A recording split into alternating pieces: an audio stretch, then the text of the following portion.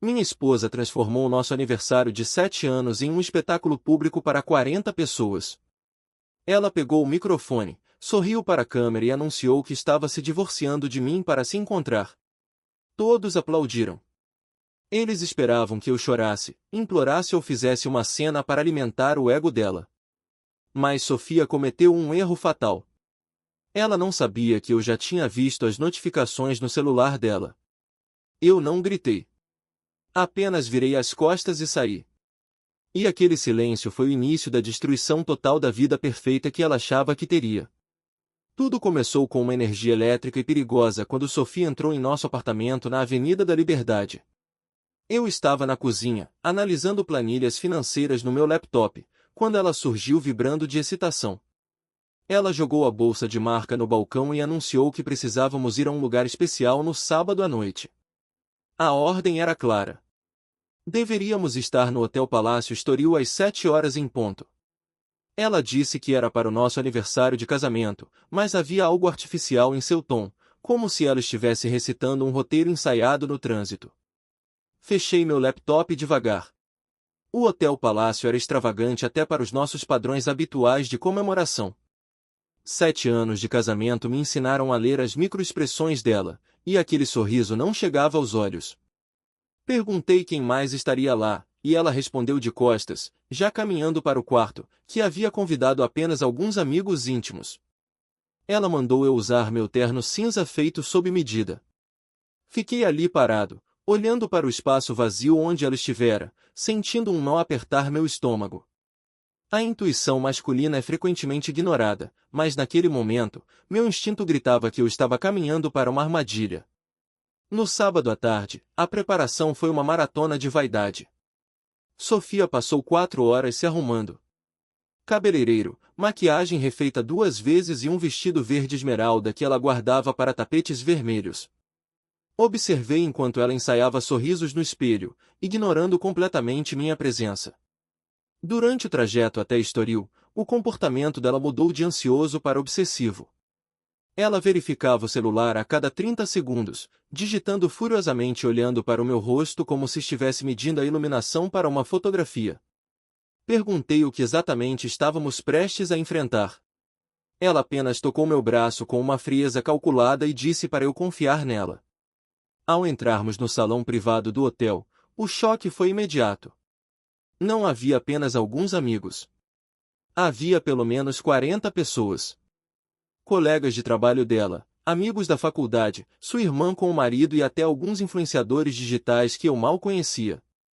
O silêncio que caiu sobre a sala não era de celebração, era de expectativa mórbida.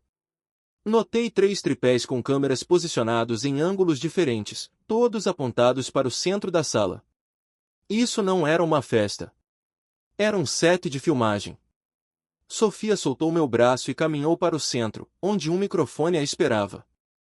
A luz dos ring lights refletiu em seus olhos quando ela começou a falar. A voz dela ecoou pelo sistema de som, agradecendo a presença de todos.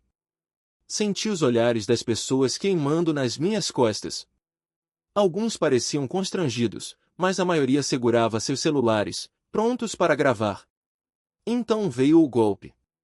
Sofia discursou sobre como o casamento era uma instituição falida, uma prisão que impedia o crescimento pessoal. Ela olhou diretamente para mim e, com um sorriso triunfante, anunciou para a sala e para a transmissão ao vivo que estava oficialmente se libertando naquela noite. A sala explodiu em aplausos. A irmã dela gritou palavras de encorajamento do fundo do salão. As pessoas batiam palmas como se ela tivesse acabado de descobrir a cura para uma doença rara, e não destruído uma união de 7 anos em público. Foi nesse momento que entendi a verdadeira natureza do jogo. Ela não queria apenas o divórcio, ela queria viralizar. Ela queria minha reação devastada como conteúdo para lançar sua nova fase de mulher empoderada. Ela esperava que eu caísse de joelhos, chorasse ou gritasse, validando a narrativa de que eu era o peso morto que ela precisava soltar. O tempo pareceu desacelerar. Olhei para Sofia, parada ali com o microfone como um troféu, esperando meu colapso. Olhei para a multidão de voyeurs aplaudindo minha humilhação. E então, algo dentro de mim desligou. Não senti raiva. Senti uma clareza absoluta e gélida. Eu não daria a ela o clímax do filme que ela criou na sua cabeça. Sem dizer uma única palavra, girei nos calcanhares. A ação foi tão calma que demorou alguns segundos para que os aplausos começassem a vacilar. Caminhei em direção à saída com passos firmes, ignorando os sussurros que começavam a surgir. Ouvi a voz de Sofia no microfone, subitamente incerta, chamando meu nome, tentando me trazer de volta para o palco da minha própria execução pública. Continuei andando. Passei pelas portas duplas e o ar fresco da noite de Cascais atingiu meu rosto. Entrei no meu carro e tranquei as portas. Mas antes de ligar o motor, tirei meu celular do bolso. A notificação que eu temia estava lá, ela já havia postado a grande revelação nos stories. Sorri pela primeira vez naquela noite, um sorriso sem alegria. Ela queria ser solteira e independente. Pois bem. Enquanto o motor do carro ganhava vida, abri o aplicativo do banco. Eram 8:30 da noite de sábado, mas a tecnologia moderna operava 24 horas por dia. Se ela queria independência, ela teria experiência completa, começando pela conta bancária. O jogo tinha mudado, e ela só descobriria isso quando tentasse pagar a conta daquela festa luxuosa. A viagem de volta de Cascais para Lisboa foi um borrão de luzes da autoestrada e notificações incessantes. O meu telemóvel vibrava no banco do passageiro como um animal em pânico. Eram mensagens de amigos, colegas de trabalho e até da família dela, todos a reagir ao espetáculo grotesco que ela acabará de transmitir ao vivo. Não toquei no aparelho. O silêncio dentro do carro era a única coisa que me mantinha são. A minha mente, no entanto, trabalhava à velocidade da luz. Eu sabia que Sofia não voltaria para casa naquela noite. Ela estaria demasiado ocupada a celebrar a sua nova liberdade e a ler os comentários nas redes sociais, embriagada pela validação instantânea de estranhos. Isso dava-me uma vantagem tática de 12 horas. E eu não pretendia desperdiçar um único segundo. Cheguei ao nosso apartamento no Chiado pouco antes das 9 da noite. A casa estava mergulhada na escuridão, exatamente como a tínhamos deixado, mas agora o ar parecia diferente. Pesado. Sufocante. Fui direto para o escritório e liguei o computador principal. A minha primeira ação não foi emocional, foi cirúrgica. Acedi às nossas contas bancárias conjuntas. O saldo era substancial, fruto de 7 anos de poupanças e investimentos cuidadosos. Com a frieza de um contabilista forense, transferi exatamente 50% do valor total para uma conta pessoal que eu tinha aberto antes do casamento e que nunca tinha movimentado. Nem um cêntimo a mais, nem um cêntimo a menos. Eu queria justiça, não roubo. De seguida, removi o acesso dela como utilizadora autorizada. Cancelei os cartões de crédito suplementares que ela usava para financiar o seu estilo de vida de aparências. Em 20 minutos, a mulher independente que ela alegava ser estava financeiramente isolada. Foi então que o meu plano tomou um rumo mais agressivo. Enquanto o sistema bancário processava as alterações, lembrei-me de que o nosso apartamento era uma casa inteligente. Tudo era controlado por uma aplicação no meu telemóvel, desde as luzes até a temperatura e, crucialmente, as fechaduras digitais. Com 3 toques no ecrã, revoguei as credenciais digitais de Sofia. O código que ela usava há 3 anos foi apagado do servidor. O reconhecimento facial dela na entrada do prédio foi desativado. Ela ainda tinha uma chave física de emergência, mas eu sabia que ela nunca a trazia consigo, confiando cegamente na tecnologia. Para garantir, agendei um serralheiro de urgência para as 7 da manhã de domingo. Eu estava a fechar o cerco. Comecei a empacotar as coisas dela. Não o fiz com raiva. Não atirei roupas pela janela nem rasguei fotografias. Fiz o oposto. Fui metódico, quase robótico. Trouxe caixas de cartão da arrecadação e comecei pelo closet. Vestidos de gala, sapatos de marca, malas que custavam mais do que o meu primeiro carro. Dobrei cada peça com cuidado e coloquei nas caixas. Queria que ela visse, quando abrisse aquelas caixas, que eu não tinha perdido o controlo. A minha ordem era a resposta ao caos dela. Enquanto esvaziava a gaveta da mesa de cabeceira dela, encontrei o primeiro grande choque da noite. Debaixo de alguns livros de autoajuda, havia um caderno de capa preta. Abri-o aleatoriamente e o meu sangue gelou. Não era um diário comum. Era um guião. Sofia tinha planeado a noite do aniversário durante meses, mas o que eu li ali era muito pior do que uma simples traição. Havia anotações detalhadas sobre como provocar uma reação violenta em mim. Ela tinha escrito frases específicas para dizer caso eu me recusasse a aceitar o divórcio calmamente. Havia um tópico sublinhado 3 vezes que dizia, se ele gritar, chorar e parecer ameaçado. Ao lado, estava o contato de um advogado especializado em violência doméstica e uma nota para acionar a Câmara 2. Sentei-me na beira da cama, com o caderno nas mãos trêmulas. Aquele espetáculo no hotel não era apenas sobre liberdade. Era uma armadilha. Ela queria que eu explodisse. Ela precisava que eu fosse o vilão para que ela pudesse ser a vítima perfeita e ficar com o apartamento, a guarda total dos cães e a simpatia pública. O meu silêncio e a minha saída calma não foram apenas uma recusa em participar no drama, foram a única coisa que me salvou de uma acusação criminal fabricada. Aquele caderno era prova de que eu tinha estado a dormir com uma inimiga estratégica durante anos. Fotografei cada página, fiz cópias de segurança na nuvem e guardei o original no meu cofre pessoal. A narrativa dela estava prestes a colidir com a realidade documental. Com uma nova determinação, acelerei o processo. Às 4 da manhã, o apartamento estava irreconhecível. Não havia vestígios de Sofia. As fotografias nas paredes, os cremes na casa de banho, os livros na sala, tudo estava empacotado e etiquetado. Carreguei o meu carro 3 vezes, fazendo viagens solitárias pela madrugada de Lisboa até um armazém de self-sotorage na zona industrial de Alfragide. Aluguei a unidade mais pequena e barata disponível. Empilhei a vida dela lá dentro, tranquei o portão metálico e guardei o código de acesso. Quando o sol começou a nascer sobre o rio Tejo, eu estava de volta ao apartamento. O espaço parecia maior, mais frio, mas finalmente meu. Preparei um café forte e sentei-me na varanda. O meu telemóvel, que eu tinha silenciado, mostrava agora 67 chamadas não atendidas de Sofia. Ela devia ter tentado usar o cartão de crédito para pagar a conta do hotel ou o táxi e sido rejeitada. A realidade estava a bater à porta dela. Às 7h30 da manhã, o serralheiro chegou.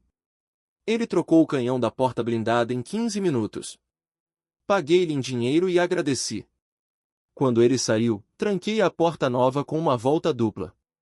A fortaleza estava selada. Peguei no telemóvel e redigi uma mensagem simples. Não havia emoção, apenas factos logísticos. Escrevi, os teus pertences estão na unidade 304 do Armazém Lisboa Norte. O código é 4729. A tua chave digital foi revogada e a fechadura física foi alterada. Como anunciaste publicamente que és uma mulher livre, assumo que já tenhas onde ficar. Não tentes entrar aqui. Enviei a mensagem e bloqueei o número dela temporariamente. Não queria ouvir as desculpas, os gritos ou as tentativas de manipulação. O guião dela tinha falhado. Agora, estávamos a jogar segundo as minhas regras. Fui para o duche, deixando a água quente lavar o cheiro do perfume dela que ainda pairava no ar fantasma da casa. Eu estava exausto, mas pela primeira vez em meses, a ansiedade constante tinha desaparecido. Eu sabia que a guerra estava apenas a começar, mas eu tinha acabado de ganhar a primeira batalha decisiva sem disparar um único tiro. O silêncio do apartamento vazio não era solidão, era a mais pura paz estratégica. A segunda-feira amanheceu com a fúria de uma tempestade digital. O meu telemóvel, que eu tinha mantido em modo de não incomodar durante todo o domingo, era agora um cemitério de notificações agressivas. A narrativa de Sofia tinha mudado durante a noite. Como ela não conseguiu entrar em casa e os cartões de crédito foram recusados, ela passou para a fase 2 do plano, embora de forma improvisada e desesperada. Nas redes sociais, ela já não era apenas a mulher livre, ela pintava-se agora como a vítima de um marido vingativo e abusivo que a tinha deixado na rua sem nada. Os amigos dela, aqueles mesmos que aplaudiram a minha humilhação no hotel, bombardeavam-me com mensagens a exigir que eu fizesse a coisa certa e a deixasse voltar para casa. Eu não respondia a uma única mensagem. Vesti o meu fato, Tomei o meu café e fui para o escritório na zona das Amoreiras. A disciplina era a minha única armadura. Ao entrar na empresa, senti os olhares. Eram pesados, curiosos. Lisboa é uma cidade pequena nos círculos corporativos, e o vídeo do anúncio de divórcio já circulava nos grupos de WhatsApp. No entanto, mantive a cabeça erguida. O meu silêncio no vídeo, comparado com a teatralidade dela, tinha criado uma dúvida subtil na mente das pessoas mais sensatas. Eu sabia que a verdade é como o azeite, vem sempre ao de cima. Foi à hora de almoço que o primeiro grande ponto de viragem aconteceu, e não veio de mim. Veio da própria vaidade de Sofia. Um dos influenciadores que ela convidou para a festa, irritado por não ter recebido a atenção que achava merecer, decidiu publicar os bastidores do evento. Ele postou um vídeo sem edição nos stories, filmado segundos depois de eu ter saído da sala. As imagens eram devastadoras para a imagem dela. No vídeo, Sofia não parecia triste ou aliviada. Ela parecia irritada. Via-se claramente ela virar-se para a irmã e a reclamar que eu não tinha chorado, estragando o clímax emocional que ela precisava para o algoritmo. Ouvia-se a voz dela, cristalina e cruel, a perguntar se a iluminação a tinha favorecido e se deviam regravar a declaração para parecer mais dramática. A internet não perdoa a falta de autenticidade. Em questão de horas, a seção de comentários, que antes estava cheia de elogios ao empoderamento dela, transformou-se num tribunal implacável. As pessoas começaram a chamar-lhe narcisista e calculadora. A máscara de vítima começou a rachar em tempo real. Eu assisti a tudo isso do meu escritório, sentindo uma satisfação fria. Ela queria uma audiência, e agora tinha-a, mas o público estava a virar-se contra a protagonista. No entanto, o ataque no mundo real ainda não tinha terminado. À saída do trabalho, fui interceptado por Tiago, o melhor amigo de Sofia desde a faculdade. Ele estava à minha espera no parque de estacionamento, com o rosto vermelho de raiva. Ele bloqueou o meu caminho antes que eu pudesse chegar ao carro, gritando que eu era um monstro por trancar a sua própria esposa fora de casa e deixá-la sem dinheiro. Ele acusou-me de violência patrimonial e ameaçou chamar a polícia se eu não lhe desse as chaves imediatamente. Eu não gritei de volta. Não me justifiquei. Apenas tirei o telemóvel do bolso e abri a galeria de fotos. Selecionei a imagem que eu tinha tirado na noite anterior, a página do caderno preto que encontrei na mesa de cabeceira dela. Estendi o telemóvel para o rosto de Tiago sem dizer uma palavra. Ele parou de gritar para olhar. Vi os olhos dele percorrerem a caligrafia familiar de Sofia. Vi a cor desaparecer do rosto dele quando leu as instruções detalhadas que ela tinha escrito sobre como forjar uma agressão se eu reagisse mal, e como ela planeava usar os amigos, incluindo o próprio Tiago, como peões para testemunhar falsamente contra mim. O silêncio que se seguiu foi ensurdecedor. Tiago olhou para mim, depois para o telemóvel, e depois para o chão. A raiva dele evaporou-se, substituída por um choque profundo e vergonha. Ele percebeu, naquele instante, que não era um cavaleiro a defender uma dama, mas sim um idiota útil num jogo perverso. Ele afastou-se do meu carro sem dizer mais nada, recuando como se tivesse levado um soco físico. Aquele foi o momento em que a base de apoio de Sofia começou a desmoronar. Tiago devia ter contado aos outros, porque o meu telemóvel parou de vibrar com ameaças. O silêncio dos amigos dela foi a confirmação de que a maré tinha mudado.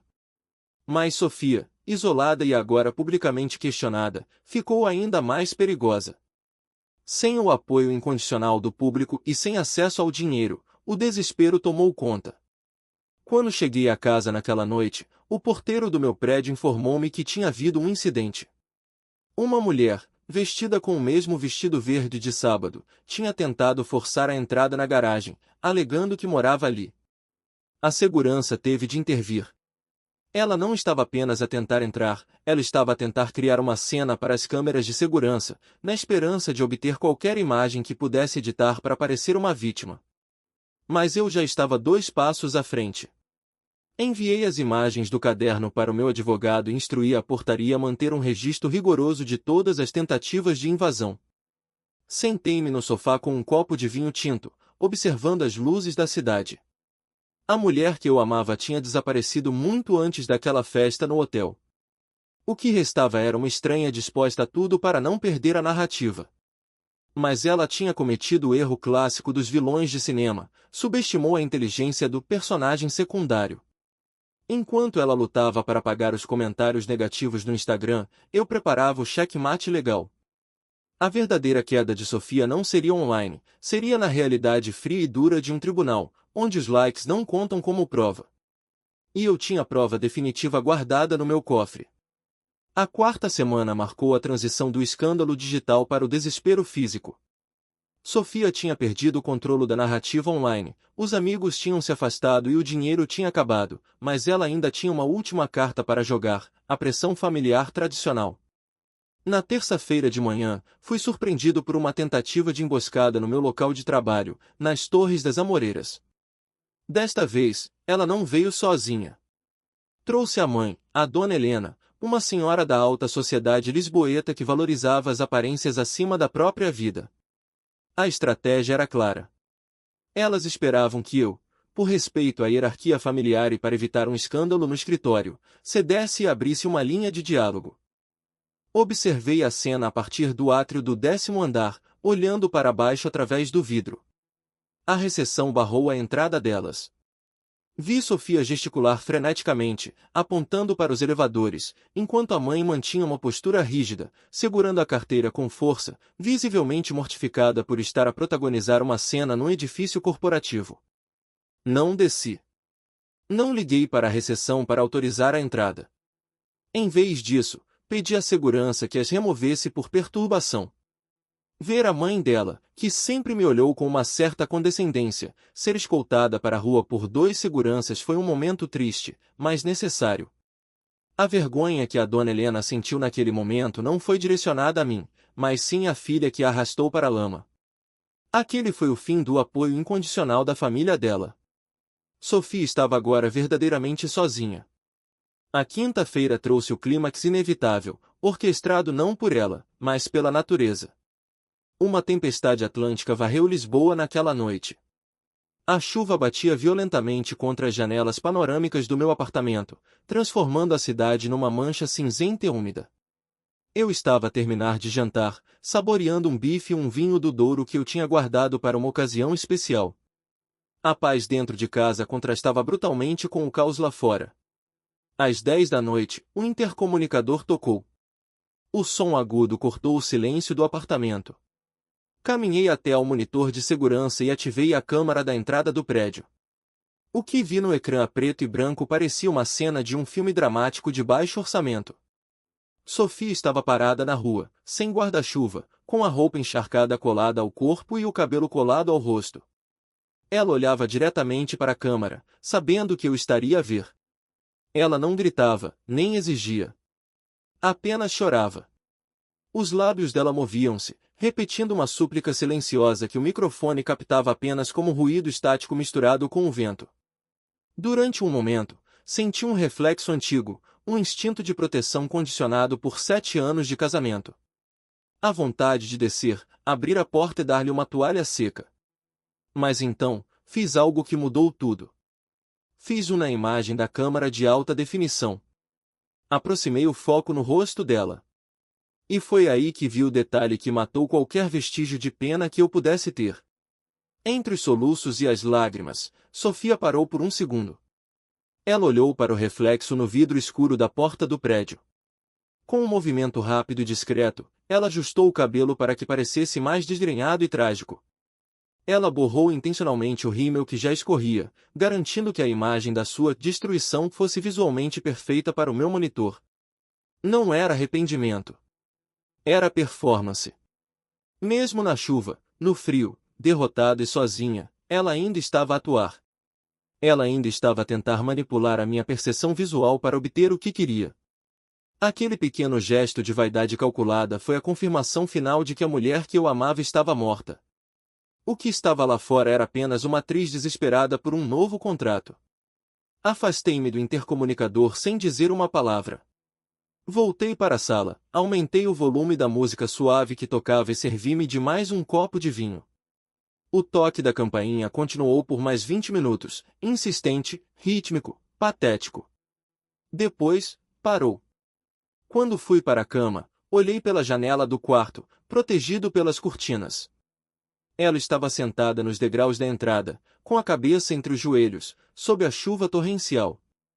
Talvez estivesse realmente a sofrer agora, percebendo que o público tinha ido embora e as luzes do palco tinham se apagado. Mas a dor dela já não era problema meu. As consequências das suas escolhas estavam finalmente a cair sobre ela com o peso de uma tempestade de inverno. Adormeci profundamente, embalado pelo som da chuva, com a certeza absoluta de que a minha porta permaneceria trancada para sempre. 6 semanas após aquela noite fatídica no Hotel Palácio, o último capítulo legal da nossa história chegou à minha mesa. Era uma manhã de segunda-feira quando o envelope do tribunal aterrou no meu escritório. Sofia tinha finalmente pedido o divórcio. Os papéis eram padronizados, frios e burocráticos, exatamente como o fim de um contrato de negócios falhado. Não houve pedidos de pensão de alimentos nem disputas por bens. O nosso acordo pré-nupcial, que ela outrora chamara de pouco romântico, proteger o meu apartamento no Chiado, uma herança dos meus avós que ela nunca teria o direito de reclamar. Ela saiu do casamento exatamente com o que entrou, as suas roupas, a sua vaidade e a sua liberdade recém-conquistada. Assinei os documentos imediatamente, com uma caneta de tinta permanente preta, e enviei-os de volta no mesmo dia. A sensação não foi de perda, mas de uma leveza extraordinária, como se tivesse largado uma mochila cheia de pedras que carregava há anos sem perceber. 3 meses depois, o inverno em Lisboa deu lugar a uma primavera vibrante, espelhando a renovação da minha própria vida. O divórcio foi finalizado em janeiro, um mero detalhe administrativo no meio da minha ascensão profissional.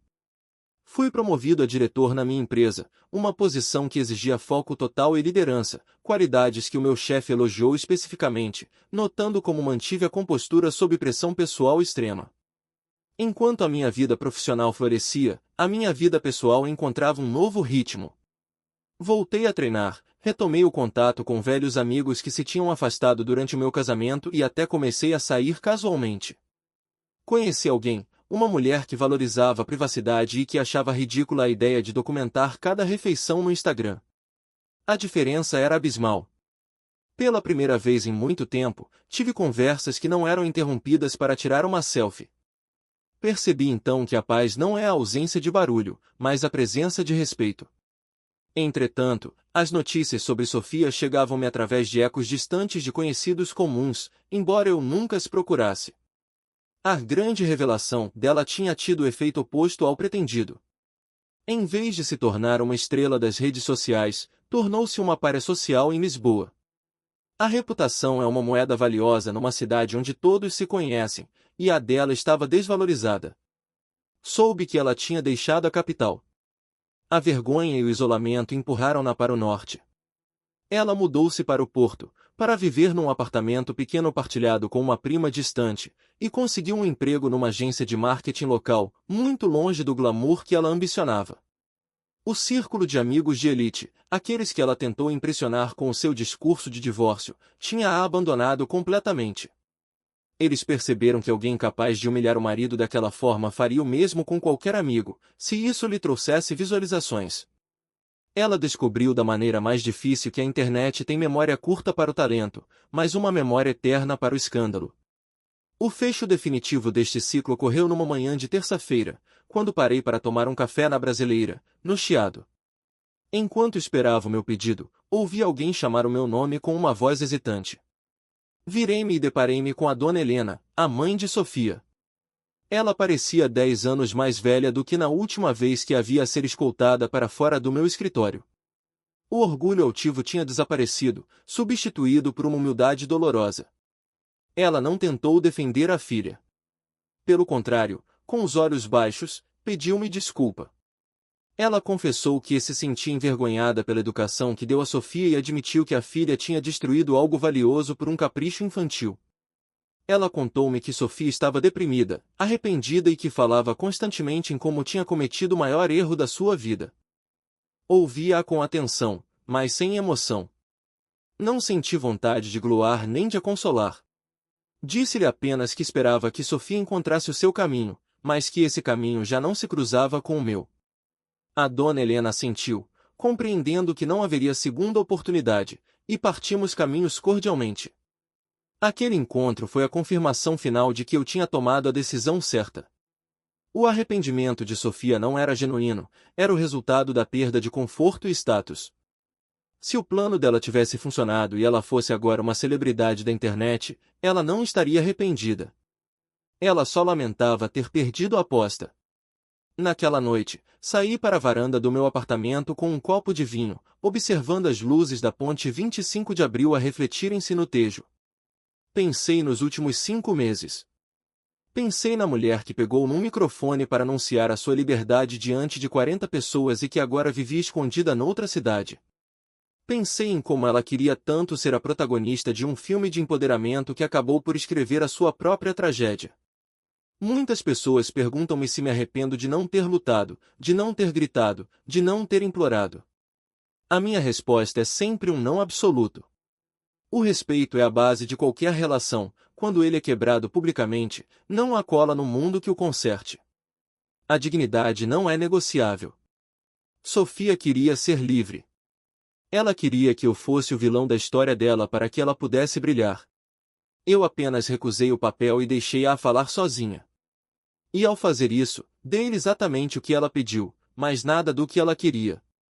A verdadeira liberdade, descobri eu, não é anunciar ao mundo que estamos solteiros. É ter a consciência tranquila de que agimos com integridade quando fomos testados pelo fogo. É deitar a cabeça na almofada à noite sabendo que não precisamos de aplausos de estranhos para validar a nossa existência. Hoje, a minha vida é minha novamente.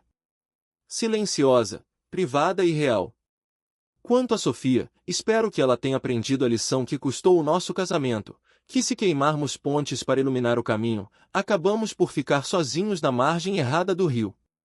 E para aqueles 40 convidados que aplaudiram a humilhação alheia, fica o aviso de que o karma, ao contrário das redes sociais, não tem botão de vá pagar. Esta é a minha história. Uma história sobre como o silêncio pode ser a resposta mais barulhenta de todas. Se valorizam a lealdade e o respeito acima do drama, então já sabem o que fazer. Vivam a vossa vida para vocês mesmos, não para a audiência. Porque quando as luzes se apagam e a bateria do telemóvel acaba, é apenas com a vossa consciência que tem de lidar. E a minha, felizmente, está em paz.